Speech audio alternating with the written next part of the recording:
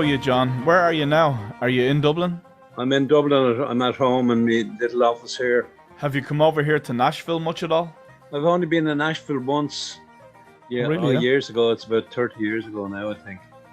I was on a flight to New York for a funeral of some cousins of mine that were killed in that Lockerbie air disaster. Oh, it must be 30 years ago now. I was flying over to play at the Mass, and I met this friend of mine, Neil Martin, who was going to Nashville to record some fiddle music there. And I joined up with him after the funeral. I went out to Nashville and spent a few days there. I met Mark O'Connor, the great fiddle player. That was the only time we were there, because we never played that much in America with the Dubliners itself.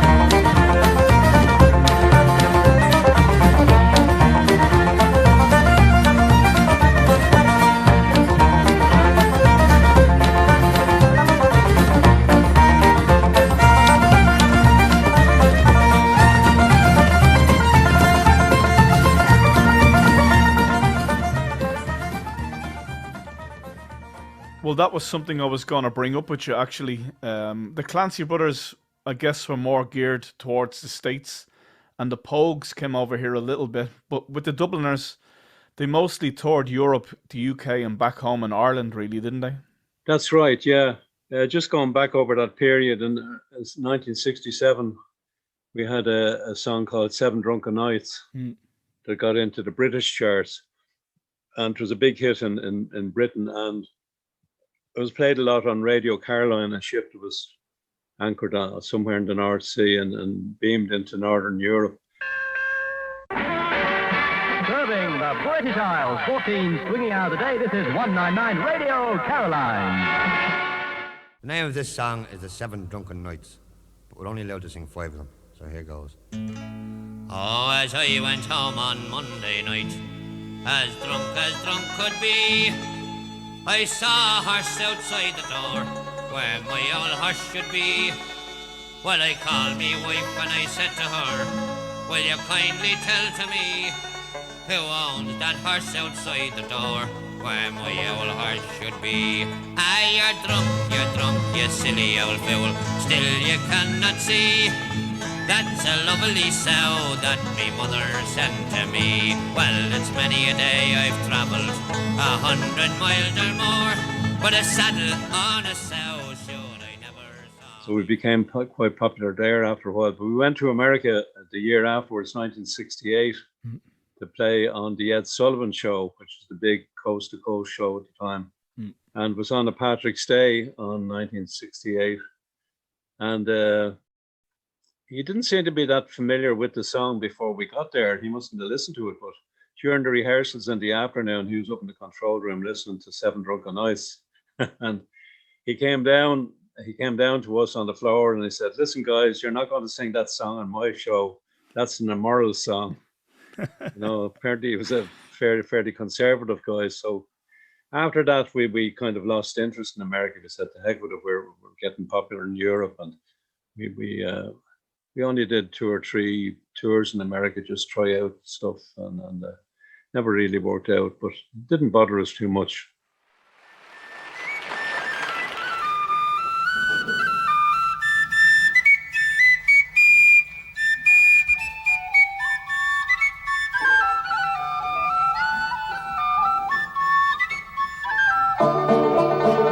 In the days I went to sporting, I was never tired of sporting. To an alehouse or a playhouse, and many's the house besides. I told me brother Seamus I'd go off and be right famous, and I never would return again till I roamed the world wide. Goodbye, Machine Durban, sure I'm sick and tired of working. No more I'll leave the praties, and no longer I'll be full. As sure as my name is Barney, I'll be off to California. Yeah, it's interesting when you look back at a situation like that, and how Americans now would probably refer to that kind of music as typical Irish music. But at the time, it was innovators like the Dubliners who set the standards, and there was nothing typical about that kind of music at all, right? Yeah, no, that's true. I think they preferred the clean cut down shop, the Clancy brothers in their Arnold sweaters and their clean shaven faces. Maybe in the mid 60s, but I'm sure they would have loved the dubs in the 70s. Yes, yeah. Maybe we were too early for them. Well, I was going to say to you there, congratulations on the release of your debut solo record there in 2020, Flirting Fiddles. Oh, yeah, do you like it? Yeah, it's amazing, John. I love it. And with the 16 tracks that are on there, 15 are your own, 15 are originals. That's right, 15 of them and beyond. Just the bluegrass one, Dragging the Bow. That's the only one that's not my own.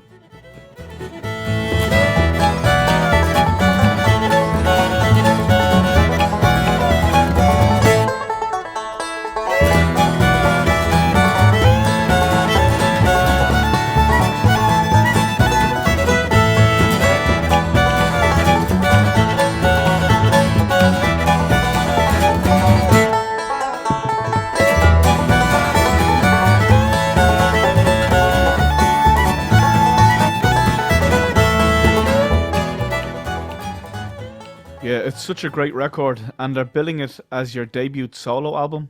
Yeah, well, I made a bit of a gag out of it myself because the idea of doing your debut album at the age of 80, I think, caught people's imagination, you know.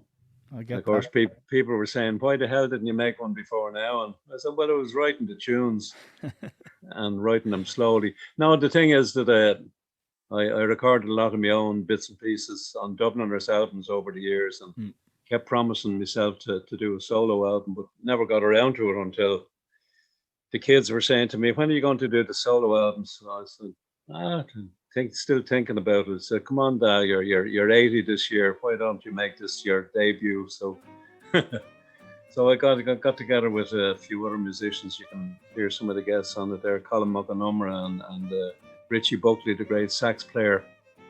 He's on that swing tune, Diminished Swing. And who else have I got? Gavin Murphy, the piano player, conductor. He's on a few tracks, but it all came together fairly quickly. I dipped into some old recordings that I hadn't released from the can, and used those. There was an orchestral version of the Marina Waltz and another waltz called Autumn in Paris that I'd recorded about 20 or 30 years ago, and knew that I'd use them someday, but when the opportunity came, I got them into the collection. So.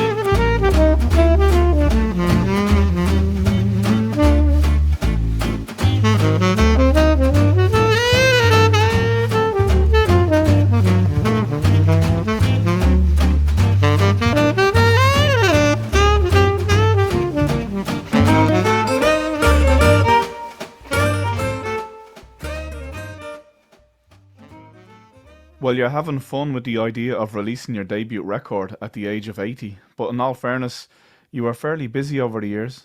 Well, we were busy over the years. That was the thing, yeah. We in the Dubliners, we had a fairly heavy touring schedule. You know, we were doing over 100 gigs a year for many years. That took the focus off any solo albums that I might have been thinking of. You know. Well, in terms of going back to the beginnings of things, I guess your folks, your parents, moved from Limerick to Dublin. That's right. My mother and father were from Limerick, and they were both musical in their own ways. My father was a guard, a member of the guard of Sheahan, and he didn't play any instruments, but he could lilt a lot of traditional tunes from memory. He'd two tunes that he'd obviously heard in Limerick in his youth. He obviously had a good ear for music, but I learned some of my early tunes from my father, lifting them bar by bar and me picking it up, you know. That sounds really rootsy. Yeah. I mean, he'd say, for example, I'll teach you the blackboard now tonight. Get out the fiddle there. And I was just playing the fiddle by ear at the time. And he'd play, he'd lilt a couple of bars. He'd go, da, da, da, da, da, da, da. Now try that. And I go, da, da, da, da. No, have a listen again now. Da, da, da, da, da, dee, da. Try that. I go, da, da, da, da, da, dee, da. That's grand now. Now the next bit, da, da, da, da, da. And bit by bit, just phrase by phrase like that, I picked up some tunes from him lilting. Most unusual way of learning tunes, I'd say.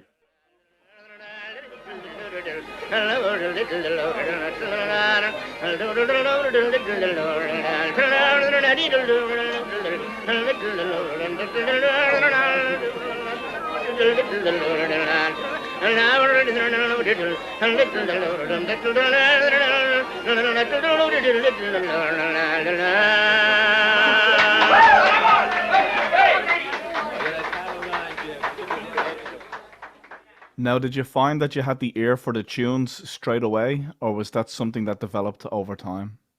Yeah, I seem to have a fairly good ear from the beginning, because learned the tin whistle from in the Christian Brothers School in Marino. There was a brother McCaffrey there, and we had him for singing lessons, which were part of the curriculum at the time.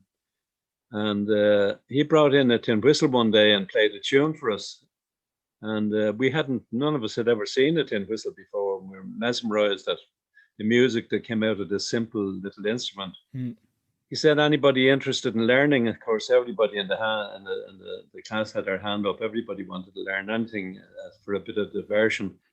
But anyway, he said, I'll have to ask the head, the superior brother, for permission, because it's not on the curriculum. So he came back the next day and he said, the superior says it's okay for anybody who's willing to stay back after 4 o'clock when the school normally finished. That there weren't so many enthusiasts. It was maybe a dozen or so of us. And that's how music started for me, learning the tin whistle like that.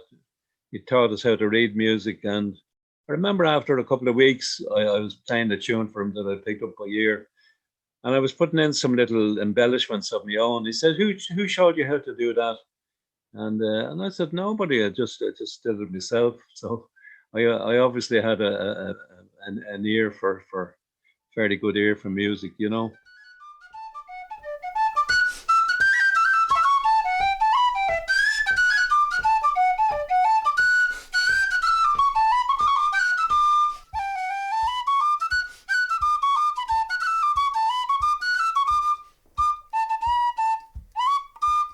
Well done, John. Thanks, Jim. I was about 9, I think, when we had you for music. There were 50 boys in the class. Was there that? In room 3. There were several gifted musicians there. Yourself and Paddy Moloney. See Paddy Moloney here in the front row. Yes, Paddy was there. I remember we weren't very long at it when your tin whistle was nicked. It was stolen. That's right, It was stolen. That's right. I think your father was averse to spending more money on a useless whistle.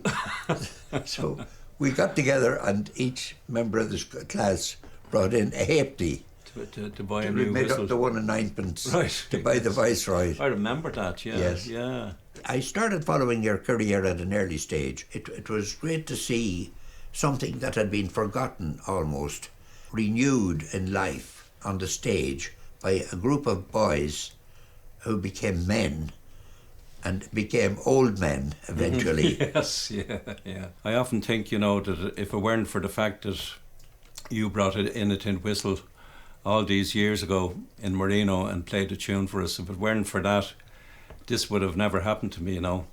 And for that, I feel eternally grateful and thankful to you John. for. And to think that it could have been cut short by the stolen tin whistle. And as well as your father's lilting, your mother also sang some songs around the house and that? That's right, yeah. She'd just during her chores around the house, she'd be singing little songs to herself. I mean, nice voice and absolutely in tune.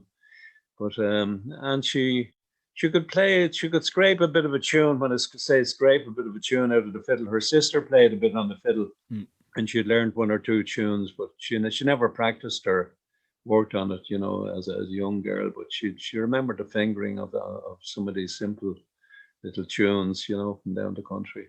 So you're in the Christian Brothers school being introduced to the whistle, and your father is lilting tunes that you're repeating back to him on the fiddle. But at some point you went and undertook some formal education. That's right, yeah. There was a Christian brother had a fiddle, he lent it to me, and I was intrigued with this instrument, and I started trying to translate what I'd learned on the tin whistle onto the fiddle, just making and bringing out some tunes by ear and sorting out the fingering and tuning. And I managed to learn a few tunes and polish off a few tunes in that fashion. But my father said, if you want to learn that thing now, we better get your lessons in the School of Music and learn that properly. So I got enrolled for some lessons in the Municipal School of Music, they call it now. It's there in Chatham Row off the top of Grafton Street. And I remember the first lesson, anyway, it was with Miss O'Loughlin. And she said, would you like to play something for me? So I thought I was doing very well. I played her a bit of a jig I'd learned. And she said, okay, now forget everything that you've taught yourself. Now we're going to start from scratch. You're not holding it right, and your grip on the bow isn't right, and you're not getting a good sound. And so I went back to basics and learning scales and arpeggios and exercises and so on. And I kept up that for about 5 years or so, but I continued my interest in traditional music along with in parallel with the classical lessons, you know. So you're getting formal education on the violin, and you're, I guess, authentically learning some lilting through the fiddle in the traditional sense. Yeah. So you were from the very beginning, you were mixing the two, and anyway, even maybe unconsciously. That's true. Yeah. As a matter of fact, it was a bit funny during some of the lessons because I remember I was playing Beethoven tune Minuet in G, and the teacher, I was automatically, without thinking of it, I was sliding up the notes and putting in little grace notes that weren't written in the music. And the teacher would say, hold on, you're composing again. That was the way she phrased it, you're composing again. Just play exactly what's written on the music. There was this discipline about it, you know, you couldn't put your own feeling into it.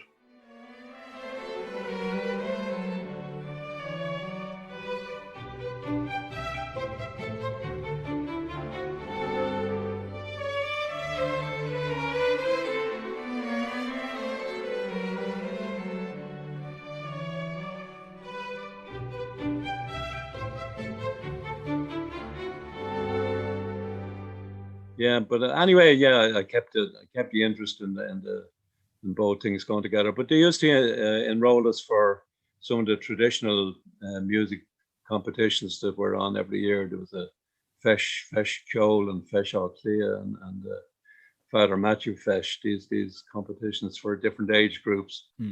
Yeah, I got a few medals for those, but in the School of Music, they didn't have much regard for traditional music, really. They looked down, they were a bit snooty about it, and they looked down their noses a bit at the diddly eye music, you know. Yeah. But it was a good discipline, and it certainly helped to develop a good tone and a good technique, which I applied to the traditional stuff that I really loved, you know.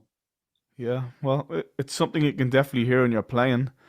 But I was going to say to you too, with the classical composers, did you have any favorites at all?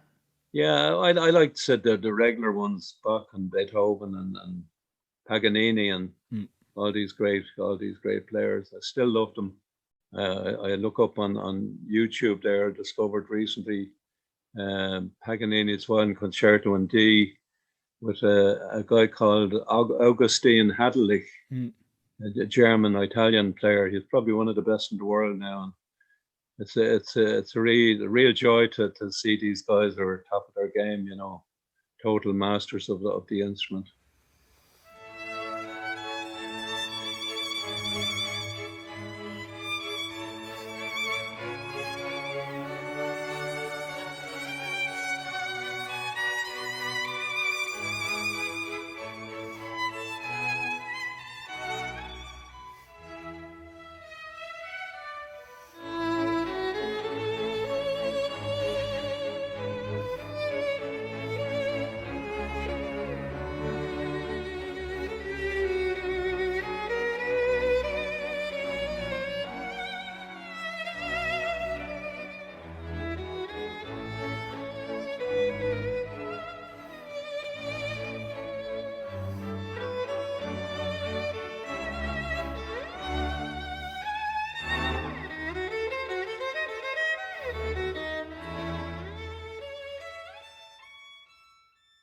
Yeah, there was quite a couple of guys in the class in Marino who became very good musicians afterwards. Paddy Moloney of the Chieftains, he was in the same class, and we started on tin whistles together. And there was a famous piper, Leo Rowsome. There was two of his sons in the same school, and the school formed a band eventually, and we had 20 or 30 in the band, a variety of different instruments, tin whistles, and anybody who could play an instrument brought it in. And we had clarinets and Indian pipes and the most eclectic mix of instruments, drums and pianos, and God only knows what, you know. Sure, Liam Rowsome er vigil, agus ag har Leon an bíb, clown rin bíb with Ibanach Dalish.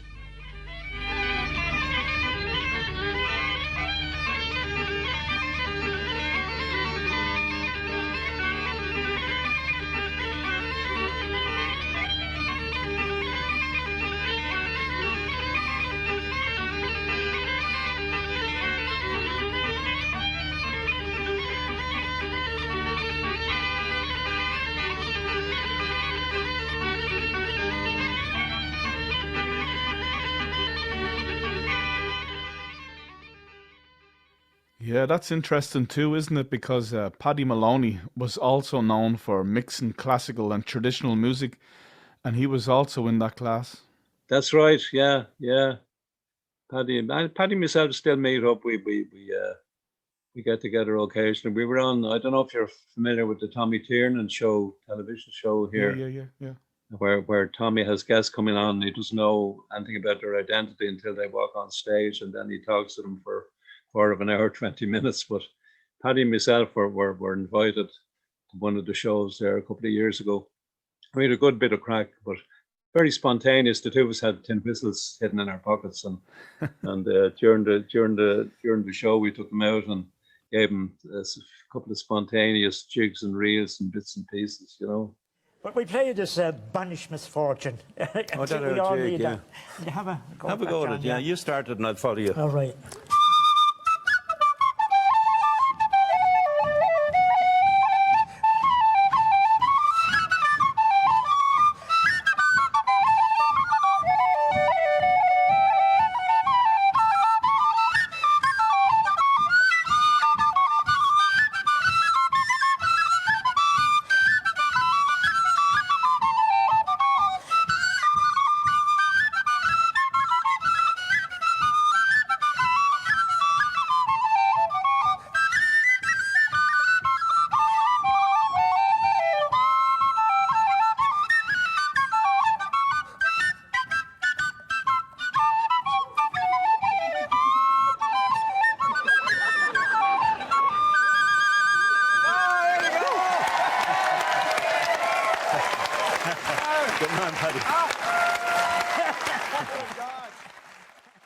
Yeah, I think the Chieftains are very popular in America, aren't they? Yeah, they're super popular over here. I saw them not so long ago. I saw them just before the pandemic here in Nashville, actually. But I was going to say to you, you particularly out of the Dubliners, I would have thought you would have done pretty well over here in Nashville. So I'm surprised you haven't worked over here much at all. Yeah, yeah. I was only in Nashville once, but that's about 25, 30 years ago maybe. And yeah, nice time. Mark O'Connor was contributing to this fiddle music program for Ireland television program. I think it was called The Magic Fiddle or something like that. But he was in that Hall of Fame where he has a violin that he played on for years with all signatures on it, signatures from all the famous musicians he met over the years. Painted white, to a white violin. And he gave me a go on the fiddle at the time, and he wouldn't have known who I was really. He'd heard of the Dubliners, I think, all right, but his remark was, a nice Irish fiddle. Or nice Irish fiddling or something like that, you know. Whether in live performances or as one of Nashville's most in-demand session musicians, Mark O'Connor has found his place as a world-class musician. So much so that the Country Music Foundation asked if he would turn over the fiddle he used when he won 4 national fiddling championships plus 3 Grand National honors. O'Connor gladly agreed. It's seen a lot of places and a lot of playing, and as you can see, it's painted white, and I've got signatures all over it from the great fiddle players who inspired me all along. I never thought anything like this would ever happen, you know, to a fiddle player. The fiddle was a gift from an early mentor when O'Connor was just 13. This afternoon, he willingly parted with it at the Hall of Fame before a crowd that included Chet Atkins, who knows a thing or two about good instrumentalists. Just an amazing musician and such a great credit to Nashville and the music scene. Well, moving forward a little bit, when you got a little bit older after your lessons and your schooling and such, you met Bobby Lynch and formed a folk duo. That's right, yeah. In the in-between years after leaving school, I served my time to the electrical trade. I became an electrician, and I met a couple of other guys in the ESB who were part of a Cayley band, and they asked me to join. And I used to play in, it was a dance hall in Parnell Square here in town, the Irish Club, and I used to play every Friday there with this Cayley band. At the time, I was an apprentice electrician earning about £2 a week. And on a Friday night for playing from 8 to 11:30 dance, I got the equivalent of a week's wages for a couple of hours playing the fiddle with this band, you know. And then Bob Lynch that you mentioned, he was a pal of my brother's, and he heard about my playing. He'd started playing gigs, just guitar, singer-songwriter guitar. And he was looking for somebody to play along with, and he heard about my playing, and he said, will you come up to the house someday and we'll try out a few tunes. And I was kind of a bit shy and bashful at the time, I suppose. I said, oh yeah, well, sometime. And I kept promising and not fulfilling the promise. But he rang me, he caught me on the hop one day, and he said, have you got your motorbike there? And I said, I have. Have you got your fiddle? Right. He said, come on up, I'm waiting for you. So we tried out a couple of, he sang a few songs and I accompanied him on whistle and fiddle. And it worked out really well. He said, this is great. We'll have to get a couple of gigs lined up. And he had an agent, there was a lady here called Peggy Jordan, used to organize. She became a kind of an agent for up and coming folk musicians. So he made a phone call to Peggy anyway, and he called me out to the hall. Typical, the phone out in the hall, there was no phone extensions or anything posh like that at the time. And he said, play a tune there into the phone for Peggy. So I did anyway, and said, I'll be back to you in a minute. Continued on the conversation with Peggy, and he said, we have 3 gigs for next week. She was impressed with the playing, but that was the strangest audition any musician ever made, playing a tune into the phone, and then you get the news, you have a few gigs. So we played together in the Abbey Tavern. That was our main place. And there used to be midnight gigs in the Grafton Cinema, the top of Grafton Street. cartoon cinema. And guys used to go there, you know, when the pubs closed at 11:30, they'd ramble down to this was on a Saturday night weekend, everybody was free and easy. Get their carryouts in the brown paper bag, the half a dozen Guinness in the brown paper bag, down to the Grafton Cinema for the gig. So there was all that kind of crack going on, Bob and myself, and doing little gigs and meeting up with other musicians and having sessions and O'Donoghue's and that kind of thing, you know.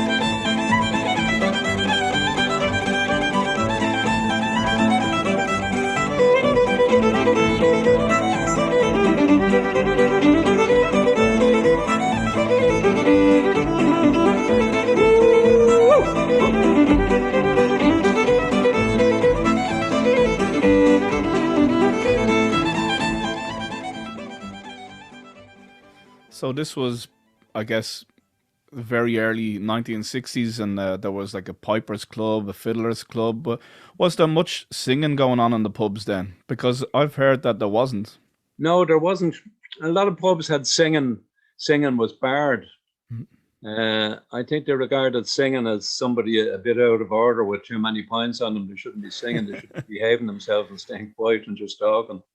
And even O'Donoghue's, I think, was like that in the beginning, because Barney and Ronnie, who were before me by a couple of years, and O'Donoghue's, Barney was telling me that he took out the banjo to play in O'Donoghue's one day, and Paddy said, "Oh, no, there's no music here." And Barney said, "What do you mean no music?" And Barney said, "Listen, this is our own Irish traditional music and our own Irish songs, and why should it be barred in any place in Ireland?" So he got his way anyway, and Paddy said, "Well, okay, keep it low, keep it quiet." And that was the start of the music pubs. Right, lads, it's up to us.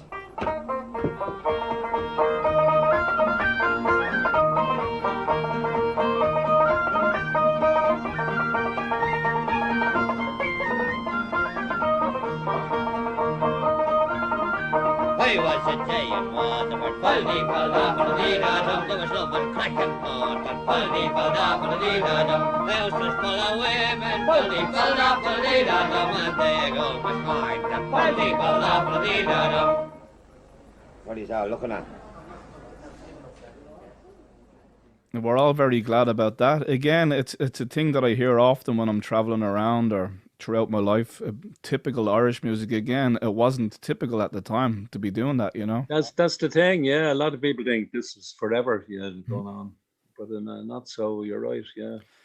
So Barney and Ronnie essentially are the beginnings of the Dubliners, but originally they were known as the Ronnie Drew group. That's right. The original group with Ronnie and Barney. Ronnie and Barney started doing gigs together first, before Luke and Kieran came on board. Ronnie used to do gigs in review shows with John Malloy, an actor. He used to do two-hander acting parts, and got Barney in to play a few tunes during some of the gigs. And they used to go to O'Donoghue's to get paid at the end of the week from John Malloy. And Luke and Kieran used to be hanging around the place, and that's how they got to know each other and how they came together. They used to have sessions in O'Donoghue's, and some promoter was in there one night and booked them, said, "Could we book you for a gig?" And said, "Yeah, sure." They thought, "This is great. We're going to get a few bob for what we're going to be doing anyway." And they just called it the Ronnie Drew Group, just as a working title. And then after a couple of years, there was an argument one night about changing the name to a more internationally recognizable name. And there was a bit of an argument going on. Barney apparently didn't quite get the full gist of what the argument was about, and he was suggesting it should be called the Barney McKenna Group. So anyway, Luke was reading a book at the time, James Joyce's Dubliners, and he was getting annoyed because his reading was being interrupted, and he slapped the book down on the table. He said, for Jesus' sake, stop arguing. We called it the Dubliners, and that's where the name came from.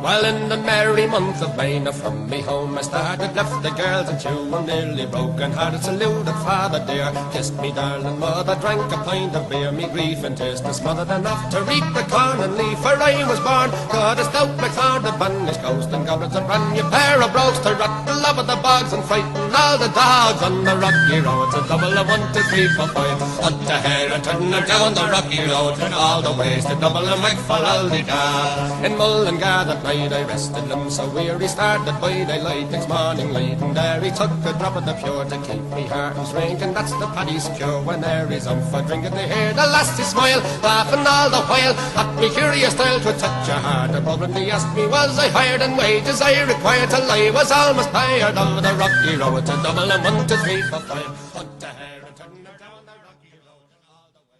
And is it true that in the early days, yourself and Bobby Lynch would perform while the band took their break between sets?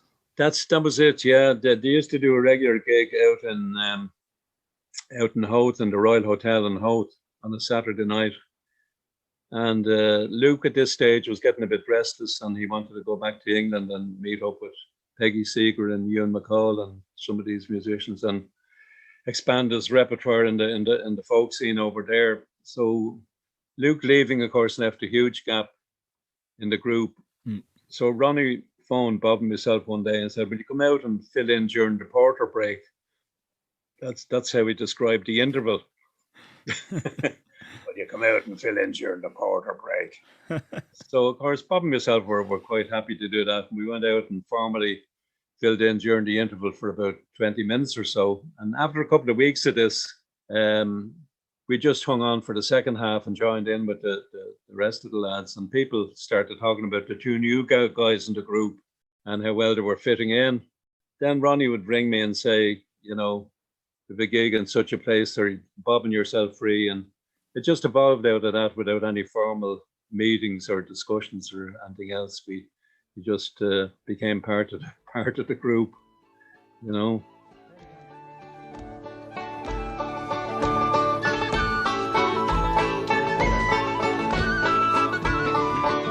One morning in March, I was digging the land with me brogues on me feet and me spade in me hand, and says I to myself, such a pity to see such a fine strapping lad footing turf round Tralee with me touring minya, with me touring minya, with me touring minya.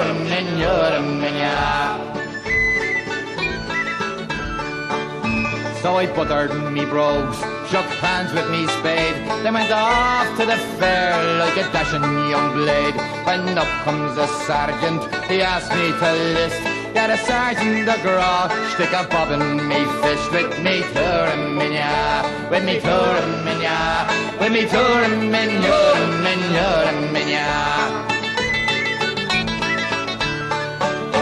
Well, the first thing they gave me, it was a red coat with a white strap of leather.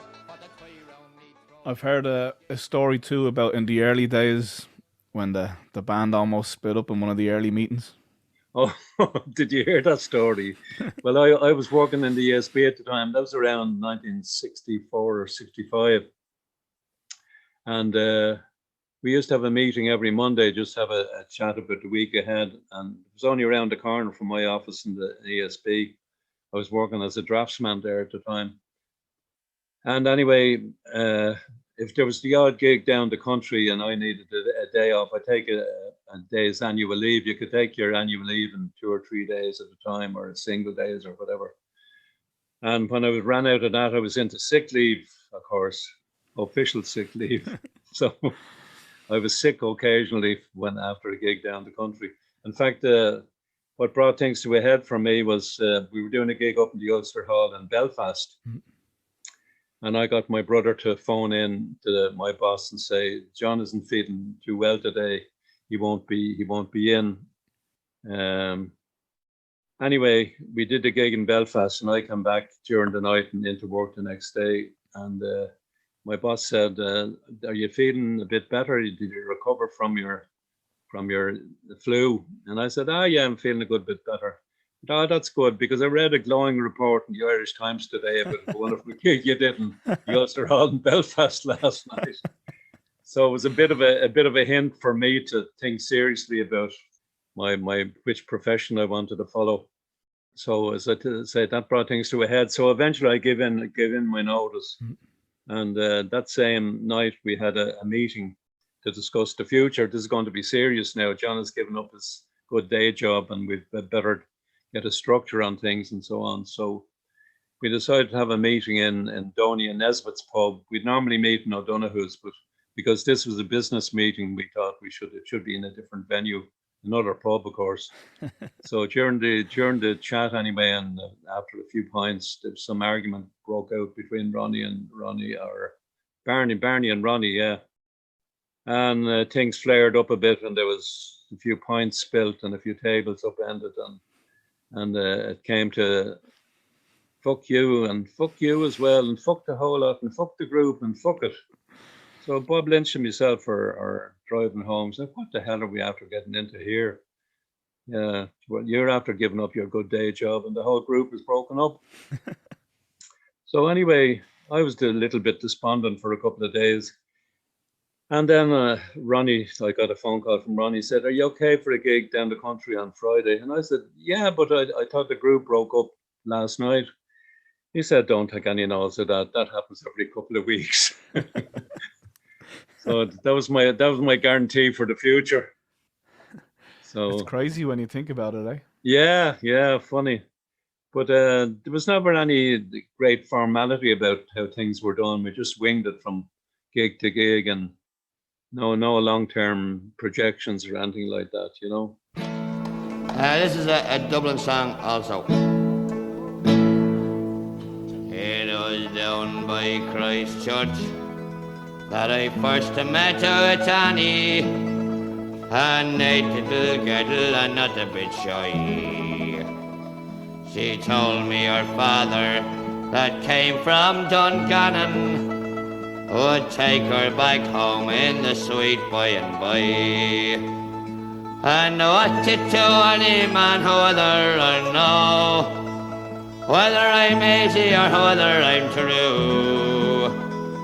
As I lifted her petticoat easy and slow, and I tied up my sleeve for to buckle her shoe. Well, going back to the period when you and Bobby became gradual members of the Dubliners, Luke had already been in England before the Dubliners. Yeah. And then he leaves for England a second time, and when he leaves, you and Bobby get deeper into the group. And then Luke returns, and when he returns, he has a whole bunch of new songs from, like you said, people like you and McCall. That's right.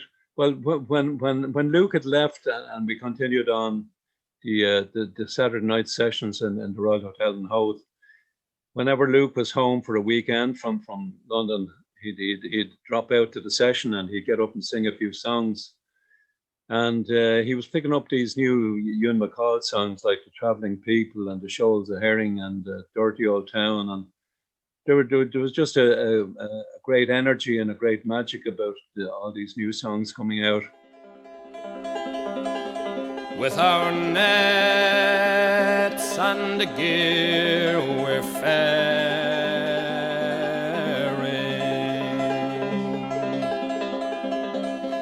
on the wild and wasteful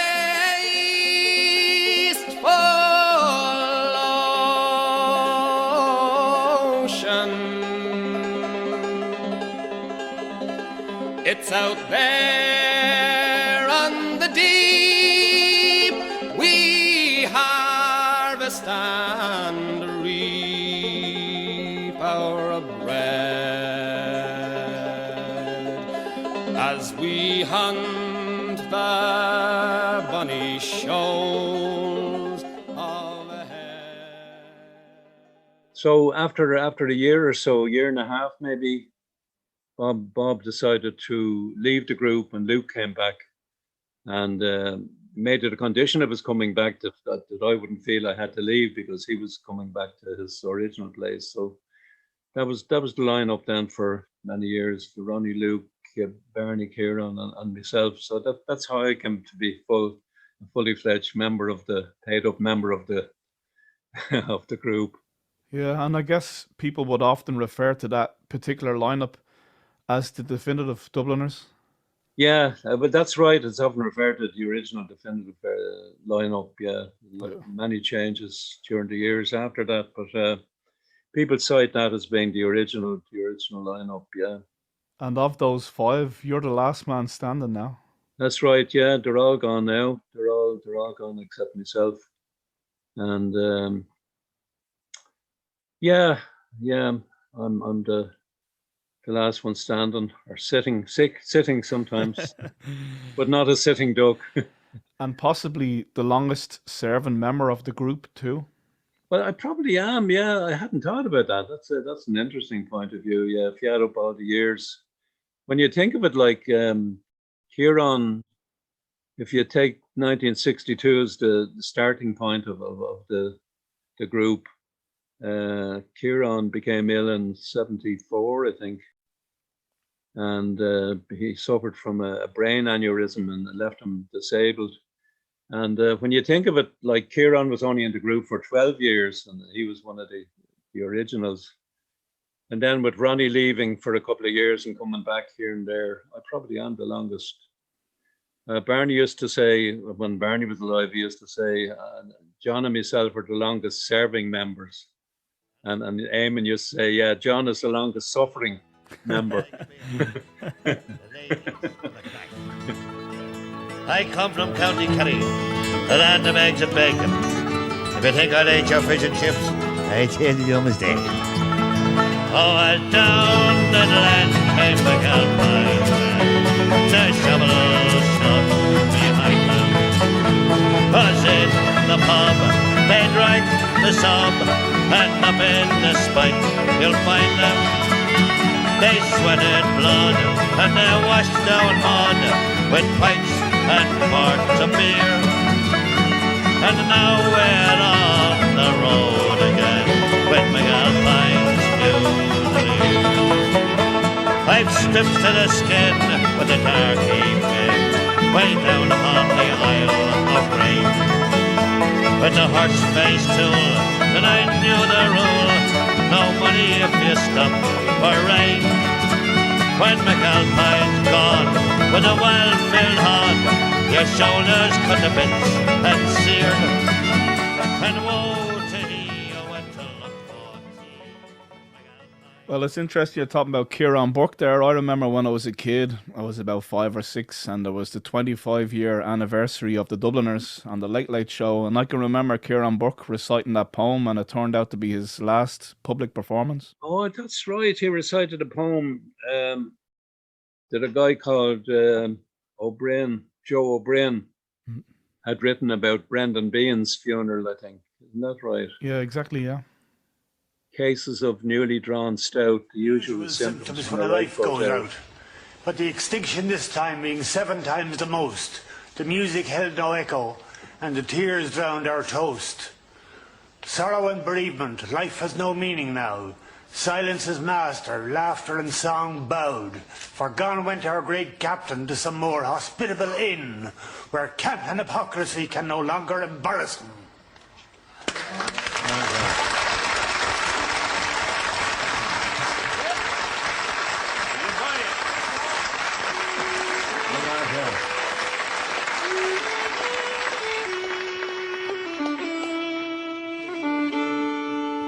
A hungry feeling came o'er me stealing, and the mice were squealing in me prison cell. And the old triangle went jingle jangle along the banks of the Royal Canal. And that would have been his last public appearance with us. You're right. Yeah, that was '87. That Late Late Show celebrating our 25 years. Yeah, I can just remember a real sense of importance and togetherness. Even as a kid, I could feel that, you know. Yeah, really, that's interesting. Yeah, it made a huge impression on people, that particular show.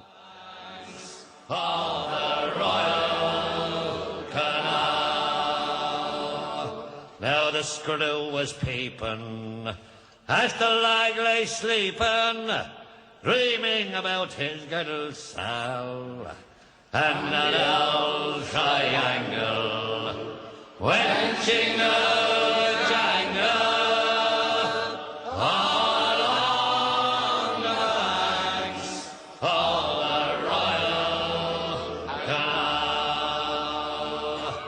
Up in the female prison, there are 75 women, and among them now I wish I did dwell.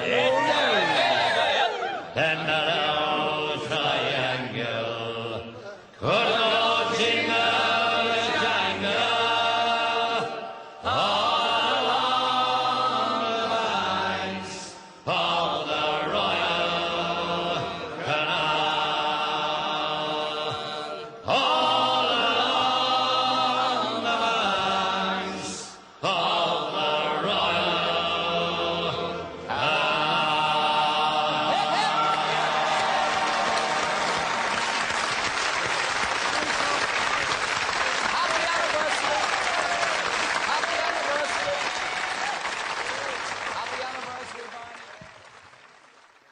Well, since we mentioned Ciarán Bourke and poetry, you released your own book of poetry, Fiddle Dreams. That's right. Yeah, about 4 or 5 years ago.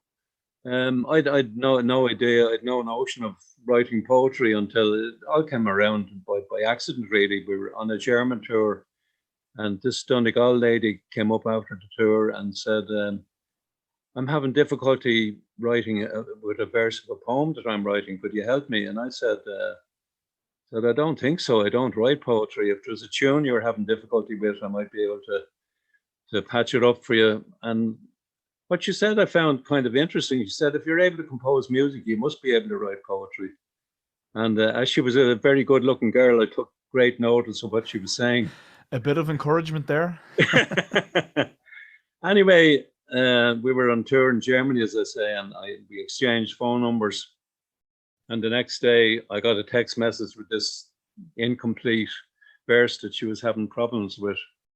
And not having anything else to do, sitting in the back of a wagon, driving around the autobahns of Germany, I got out a sheet of paper and I sketched out some lines. And without too much difficulty, to my own surprise, I was able to fix the problem that she had. And I went on to write another verse in the same style that she'd kind of established, and sent it to her. And she said, "There you are, sure, I told you you could write poetry." And after that, I thought, Jesus, maybe I could, maybe I can if I tried. So all the ideas started flowing down for possible subjects for poems. And it ended up anyway a couple of years ago. I was approached by Daedalus Press, a poetry publishing house, to see if I'd be interested in releasing a book, which I did, and it was received with good acclaim now, and I've recited some on radio programs and television programs and that kind of thing, you know. Well, I don't want to put you on the spot there, but you have one in the book about Ciarán Bourke. Would you have it handy? Yeah, as I say, 74, Kieran suffered a brain hemorrhage and it left him slightly disabled. And instead of going around with a walking stick, he had a bloody shepherd's crook about 6 foot tall. And he joined us on a few gigs here and there. I remember him in and out of the tubes in the London Underground with his fucking shepherd's crook, tripping people up.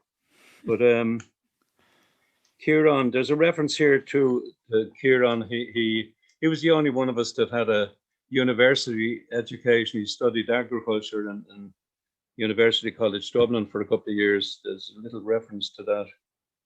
So I'll give it a go. Remembering Ciarán Bourke, 1935 to 1988. Long-haired, wayward chieftain, sloping in from Celtic mist, recycling myth and legend through the holes of a battered tin whistle. Desk-bound harness untackled, you surrendered to the lure of living. Like a moth to a flame, you followed the warm glow of music and the crack. Bhí an Gaeilge agat ón Gleamhain, you had Irish from the cradle. Beguiling Peggy Lettermore, lamenting Anna Coon, embroidering and stitching your story to the night air with guitar and harmonica. In old shebeens where time was barred, you toasted life with crabs and all. Whiskey-flavoured yarns flowed and meandered from byways of memory till dawn broke the spell through a smoky haze. Well, that ties a knot on that one, you'd say, saluting the dawn and the gift of another day. When fate struck a cruel blow, you bore your lot with stoic acceptance. With shepherd's crook, your footsteps found their echo in half-remembered places, till they faded all too soon back to the shadows of a Celtic twilight. That's Ciarán. Beautiful, John. And Judy and Mary. Me parents rebuked me for being such a rake and for spending me time in such frolicsome ways. I ne'er could forget the good nature of Jane, yet a fágam with Jude Maratha. My parents had reared me to shake and to mow, to plough and to harrow, to reap and to sow. Me heart being too airy to drop it too low, I set out on a high speculation. On paper and parchment they thought me to write, and in Euclid and grammar they opened my eyes. And in multiplication, in truth, I was bright, yet a fog on my shoed Maratha. If you chance for to go to the town of Rathkeel, the girls all around me do flock on the square. Now some offer me apples, and others sweet cake, and they treats me unknowns to their parents. There's one from Askeaton and one from the Pike, and another from Ardagh my heart has beguiled. Though being from the mountains, her stockings are white, and I'd love to be tightening her garters. Now to quarrel for riches. Well, while we're on the subject of original compositions, that's another thing that separates you from some of the other members of the Dubliners. There were more interpreters. You were one of the few members to have your own compositions. That's true. That's true. The only exception to that, I suppose, would be Luke wrote a poem one time called For What Died the Sons of Roisin, which is a brilliant poem. And as far as we know, it's the only thing he ever wrote, you know. For what suffer our patriots today? They have a language problem, so they say. How to write no trespass must grieve their heart full sore. We got rid of one strange language, now we're faced with many, many more. For what suffer our patriots today? Yeah, it's interesting, eh? And I also have heard you say before when you were writing Merino Waltz, it kind of came about by accident on a string harp. Yeah, that's right. Yeah, my daughter Siobhan was studying at the harp at the time, and I was in Merino in my mother's house doing a bit of painting and decorating as a surprise for her when she came back from her holidays. When she came back, she was very surprised at how little I'd done. But Siobhan came in one evening with her harp from a music lesson, and I was just doodling on the harp after a cup of tea, trying to play a descending arpeggio, which would have sounded like. But I misplaced the last note, and I got. And with the four strings ringing out, I thought, Jesus, that's a nice sound. I wonder that could be the start of a tune. And within half an hour, I had the first half of the tune written, just jotted down the notes on the back of an envelope I had in my pocket. Oh, brilliant. And got up next morning and wrote the second half in a short time. And it's just one of those tunes that's gotten around and people have taken to it. You know, it has a certain magic about it. Yeah, it was a universal hit. Yeah, quite a few people have recorded it. Phil Coulter has it on a record. I think the Garda band, I think, have recorded it. And Andre Rieu, I think you get him over there on television. Mm-hmm. He's a big orchestra he took a shine to it. He was known as the waltz king of Europe. And he heard us when he came to Ireland to do some concerts a few years ago. He asked, was there any particular Irish waltz that might be nice to include in the program? Somebody pointed him in the direction of the Marina Waltz. So he phoned me up and went in, and we played it in the Point Depot, as it was known then, the O3 Arena, they call it now. Yeah. And I don't know if you've seen that or not, but it went down really well. Yeah, it's amazing. It's really impressive stuff. Yeah.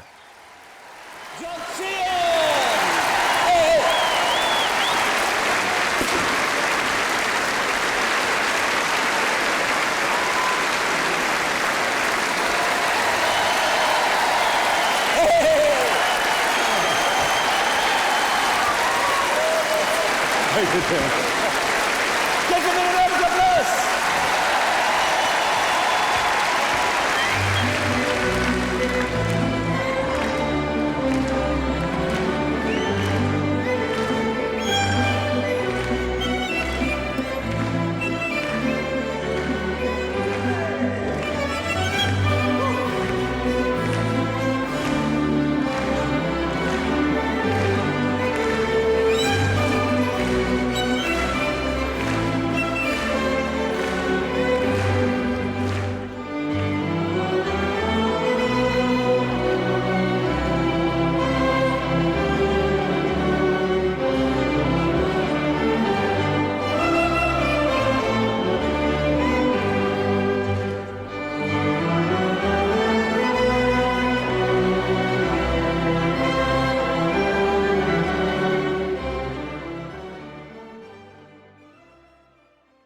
Sometimes I think tunes are already there. They're just waiting to find a composer, you know. You probably get that feeling yourself sometimes when you're writing your own songs. Yeah, well, I feel like sometimes I just kind of have to get out of the way. The more I Yeah. feel like I'm involved, the more I feel like I'm blocking things, Yeah. No, that's an interesting point. I wrote a haiku about that one time. The haiku poem, the 17 syllables. Yeah. I thought of these individual notes floating around the air, a bit like orphans, and a composer's job is to pull them together into groups and make a family out of them that we call a melody or a tune. And this haiku kind of captures that idea. Those orphaned notes adrift, winds of inspiration blow, a new tune finds me. So the tune finding the composer. That's perfect, John. Yeah, that can happen. There's another tune on that record, Autumn in Paris. It's not an orchestral version of the tune. But I'm sitting in the back of a wagon driving into Oslo to do a concert. And I had a song in my head and I was trying to figure out a harmony for the song. And I was composing it in my head and trying to remember it. And after a couple of bars, I suddenly discovered that this harmony is trying to be a tune in its own right. It doesn't want to be a harmony. and that led on to Autumn in Paris as a new tune,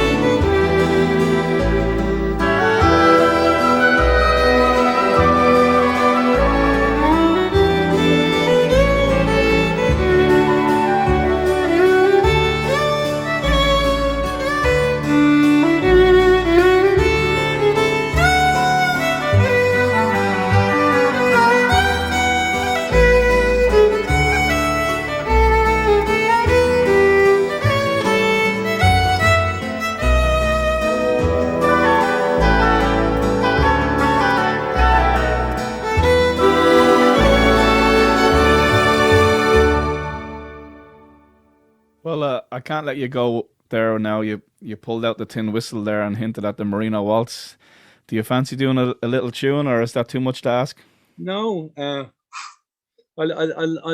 play something. I'll play anything you like. I'll have a go at it. Is the sound coming across okay? Yeah, it sounds pretty good. Here's a funny idea came into my head one day. I was asked to play a tune at a funeral. The lady's name was Julie, and her favourite song was Hey Jude. Mm. And so I played it at the graveside, and I was halfway through the tune when I realised I was playing it like a traditional Irish slow air and putting in little traditional embellishments and slides into it. Mm. And it suddenly occurred to me then that music shouldn't really be categorized or pigeonholed. It's a universal language, and the style in which you play a melody might push you in the direction of categorizing it okay, but it depends on who's playing it and what style they're playing it in. I'll just play a bit of this for the crack.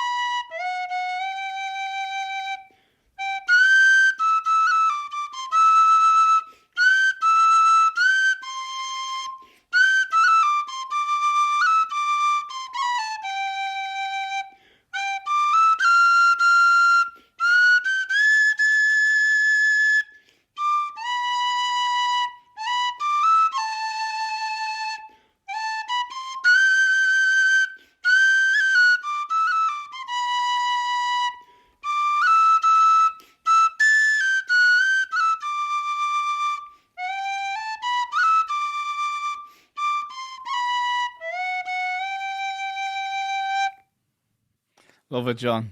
Could be an Irish tune, couldn't it? Well, like you say, you know, the barriers come down between these genres. It's very difficult to separate them, you know? Yeah. Do you want me to? I can play one of my own tunes if you like. Yeah, please do. This tune is actually it's on the album Among Friends. This one's called.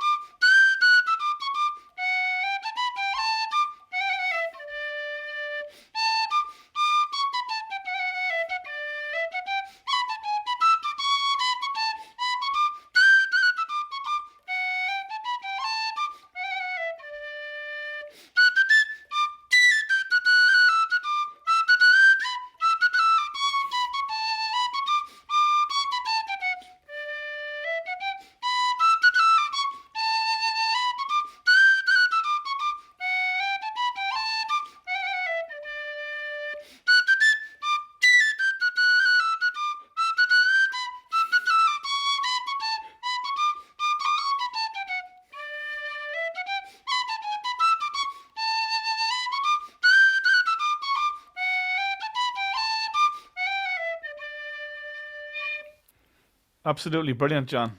Love it. Yeah, there's a bit of an echo of some of the classical stuff there, like barockish in the feel of it. I think some of the tunes I've written. Absolutely, yeah. I can definitely hear that. I think, though, you may have peaked as a whistle player and a fiddle player with the octopus jig. Oh yeah, have you seen that? Well, it's a thing to look at as well. As this that started off. Just a bit of crack at the party one night. I just came behind Barney and put the fiddle under his chin. he played half the fiddle and I played half the banjo. And then Kieran came along and put the tin whistle into my mouth, and I blew it while he was fingering it. And to cap it all, then Luke used to come over and put a pint of beer and put it up to Kieran's mouth.